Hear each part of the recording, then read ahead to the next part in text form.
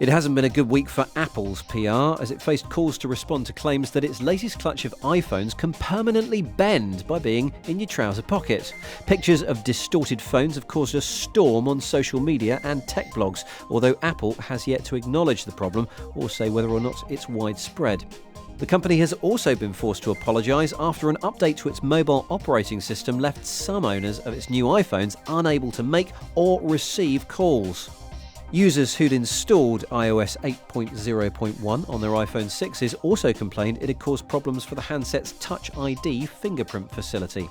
The update has now been pulled, and Apple has advised affected users to reinstall iOS 8 through iTunes. Microsoft has postponed the Chinese launch of the Xbox One. The games console had been due to go on sale on the 23rd of September, but this was called off just 2 days before launch. No reason has been given for the cancellation, but it's now been rescheduled for Monday the 29th of September. Microsoft, Sony and Nintendo are all gearing up to enter the Chinese market after a 14-year ban on foreign consoles was lifted in January.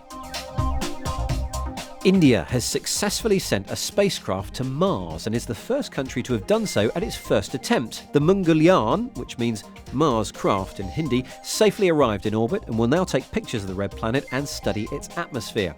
Indian Prime Minister Narendra Modi said the country had achieved the near impossible, and what's more, it completed the mission for just $74 million, substantially less than it cost to make the film Gravity.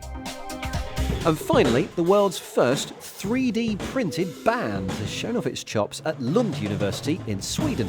All the instruments involved in this tri-dimensional performance, the drums, the keyboard and a couple of guitars, were 3D printed. Well, as much as they could be anyway. Forget heavy metal, this is heavy plastic.